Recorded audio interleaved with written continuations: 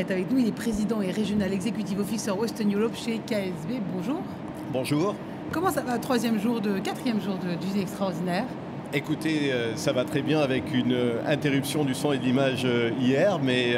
assez bref, mais on est de retour. On est de retour avec beaucoup de motivation aujourd'hui, très content de l'usine extraordinaire. Je crois qu'on a rempli la mission. Nous avons accueilli ici de nombreux étudiants, de nombreux jeunes, 22 000 visiteurs sur les 2 premiers jours, un engouement absolument extraordinaire, beaucoup de contacts aussi entre industriels eux-mêmes, et puis un effort particulier de la part des autorités. On a eu la présence de nombreux ministres. Je crois que c'est important parce qu'il faut faire vraiment de l'industrie dans ce pays une cause nationale.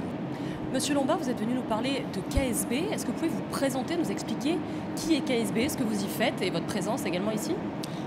KSB est une société allemande qui est née en 1871. C'est une société qui est présente dans plus de 80 pays dans le monde avec 30 sites de production, et KSB est fabricant de pompes, de vannes et propose les services associés. Et nous avons une présence historique en France. Nous sommes présents en France depuis 1951 avec 4 sites de production, un à Lille, un à Châteauroux, un à La Roche-Chalais en Dordogne et un à Desvilles. Donc un industriel allemand, certes, mais également quelque part un peu français. Pourquoi est-ce qu'un jeune voudrait venir travailler chez KSB? Vous venez de parler des jeunes qui étaient là, de leur présence.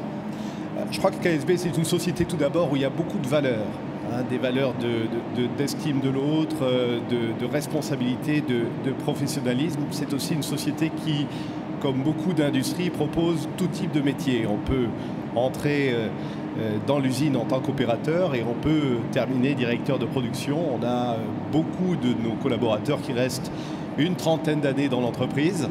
Donc une énorme fidélité et puis des parcours professionnels qui peuvent être assez incroyables. Moi, je connais des contrôleurs de gestion qui sont aujourd'hui directeurs de filiales. Je connais des gens qui ont démarré en tant que commercial et qui sont aujourd'hui directeurs d'usine. Donc cette possibilité d'évoluer véritablement avec différents métiers et puis de se réaliser, parce qu'il y a aussi beaucoup de défis à relever dans l'industrie pour lesquels on a besoin de la créativité de ces jeunes. Alors justement, on l'a vu tout au long de ces 4 jours, beaucoup de jeunes sont venus dans ces allées rencontrer des industriels. Vous avez des postes à leur proposer, vous, aujourd'hui? Vous recrutez potentiellement chez KSB? On recrute tout le temps et on recrute parfois avec certaines difficultés. On a parfois un peu de mal à trouver, notamment dans les territoires, des jeunes pour travailler directement dans les usines. Et c'est pour ça que c'était important de faire l'usine extraordinaire, pour démontrer ce qu'est le métier en usine et pour démontrer aussi que les nouvelles technologies envahissent aujourd'hui l'usine. Quand je parlais de défis tout à l'heure, je pensais notamment à celui de la digitalisation. Nos produits deviennent de plus en plus intelligents, nos processus de fabrication font appel aux nouvelles technologies et on a vraiment besoin aussi de ces nouvelles générations, de ce mix générationnel en fait dans l'entreprise pour pouvoir nous bousculer également, nous qui sommes là depuis longtemps, et amener cette nouvelle créativité. Donc oui, on recrute tout le temps. On a un turnover naturel dans l'entreprise et on a besoin de nouveaux talents. Qu'est-ce que vous retiendrez de l'usine extraordinaire? Ce que je retiendrai, c'est qu'il faut qu'on continue. Je pense que c'était une initiative extraordinaire, c'était une première. C'est une première qui fera date.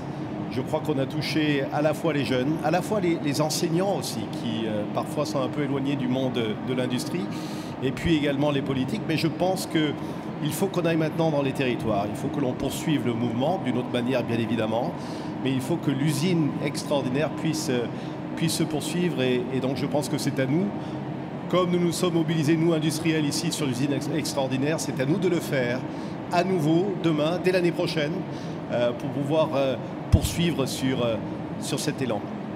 Merci beaucoup, Monsieur Lombard. Merci à vous. Merci.